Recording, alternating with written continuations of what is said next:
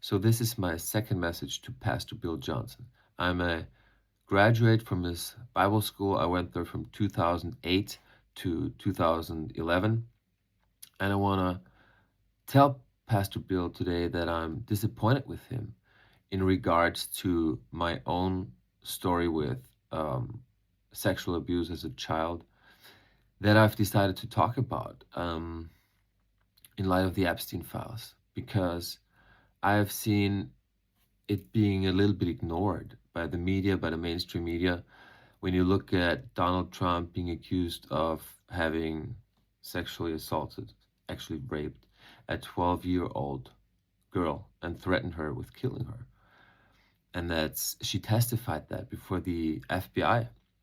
And these Democrats keep bringing this up because they saw the unredacted files in part, and they know, and they're telling the public, and it's getting ignored because it's too big. People can't fathom. People can wrap their heads around it.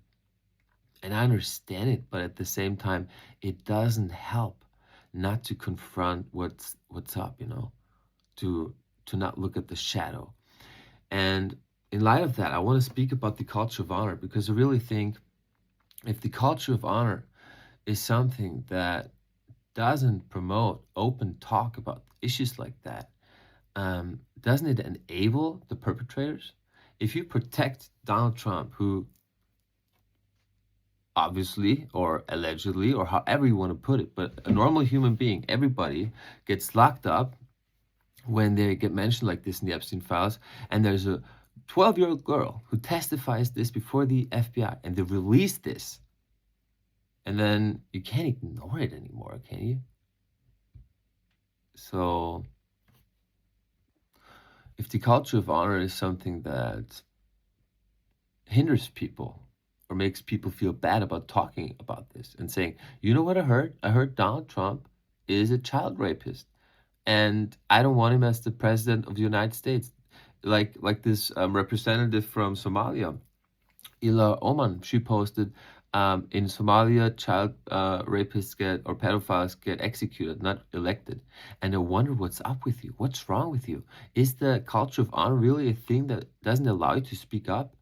And if that is true, really, for you Christians, I count myself as a Christian, but I hear this from Christians, this argument. Well, it's the authority and all these Bible verses, how you have to submit to authority. Okay.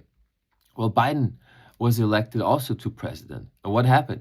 You guys stormed the Capitol. People died. I watched the video. It's a 1-hour video of the New York Times. It's a great documentary of this. It's crazy how it developed. You really see the spiritual dimension. I should make a video how I see the spirit manifest itself, the spirit of retribution, the spirit that can't let go, can't accept the defeat, And so you storm the Capitol, and then when Trump gets elected again, you talk about culture of honor and how you can't speak up against authority even though you stormed the Capitol. I mean, Bill Johnson didn't do this personally, and a lot of what I'm saying is directed towards Bill Johnson because he's a symbol of me for Christian American Christians, because I went to Bible school, You let me in Bible school, so now I'm telling you, And I'm not going to tell Bill Johnson forever. I might do one or a couple more messages, then I'm done. And I don't want to make him look like a bad person or anything. I respect Bill. I think I guess he's doing wonderful things. At the time when I was at his school, he was doing wonderful things. In part, I don't agree with everything. Like a lot of the culture of honor I'm criticizing right now. But that's not to say that Bill Johnson isn't a wonderful human being who isn't a blessing to so many people around him. I am sure he still is. He was. I'm sure he still is. I didn't look at anything. I'm sorry. I still don't want to watch all that. But I think you're a wonderful person. And I'm sending you this also because I wonder, what is Christianity about for you? What is the way of Jesus for you? If it's not the truth, you got a problem, Because if it's not truth, you don't really have Jesus. Jesus is truth. The way of Jesus is truth. So if culture of honor, you got it from the Old Testament, you make your story about David and Saul, congratulations, my friend. But we're today, Donald Trump is a child rapist. And a little story, and this is why I'm so disappointed with you. I was at your Bible school, and I'm from Austria. I was really from Austria, you know. I had my pumpkin seed oil with me. I I went on walks where people don't walk here, Stefan. People drive, you know. Like, okay.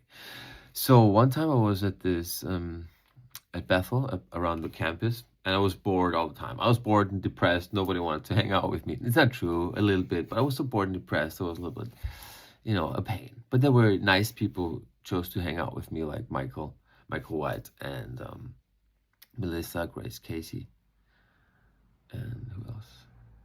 Luke. Some other really phenomenal people, but those were the closest, I think. Anyways, so I was walking around there, and as my grandfather did, like he was going to a wedding once, and he had a nice suit, nice shoes, and he sees mushrooms somewhere in the woods, and he's like, oh, he thinks there's mushrooms in the woods. So he's wandering off into the woods, cuts up these mushrooms, you know, like illegal mushrooms, and takes them, and you know, my grandmother's like, ah, you crazy. But it's a little normal for Austrians to just, this wood looks kind of nice, I'll wander into this wood. And I realized in the United States it's not so normal, because I did that, and then I was wandering around, and then I came close to the children area, obviously. So I walked there, and all the women came and grabbed the children, ran away, and I was like, I was confused. I was very, very confused, because to me it was, what do I look like? And later on I realized that there's a lot of child predators in the United States. It's not so much here, or I wasn't aware. Let's put it this way. I wasn't aware as much that is out there, to be honest. Even though I had this pain in myself, I wasn't aware of my pain, to be honest. So they grab the chew and go away. And in retrospect, I thought, that's cool. You know, I think it's really good to be so protective of children, because that's the only thing that matters. My feelings don't matter. Some Austrian wandering to the woods, okay, well, don't matter your feelings. Children are important. And that's such a good priority. And I celebrate that. And I wonder, what happened? Where's this Shelby woman? She was all into no sex trafficking. She was all about against that. And now United States president is deep into this. Deep. You can look into this. Look it up. Take half an hour and Google and YouTube. Yes, YouTube. Some things will be a little weird, but you'll put it into the weird basket. But there will be things with Google documents and court documents where it says they did this and they did that, and you will be surprised. Take your time, look at this. Also, Bill Johnson, if you see this, I made another message for you a week ago. It was a little wacky. I did it on purpose, a little wacky. And I took something from your house, you know, and if you want it back, please send me a message. I want to give it back so much. That would be so fun to give it back to you, because you would enjoy it. It's nothing illegal or anything. It's more a joke a little bit, you know. But I did take something. And Melissa was also there. So a great mystery. What happened? It seems innocent. Yes, it is innocent. I didn't do anything bad. And I like you. And I want you to see it's not a good thing to what you're doing. Promote the truth, brother, always. No matter what it is. You have to look at this. So, blessings to Bill Johnson. Thanks for anybody who watched it so far. I don't know if anybody watched it till the end. If you did, thank you very much.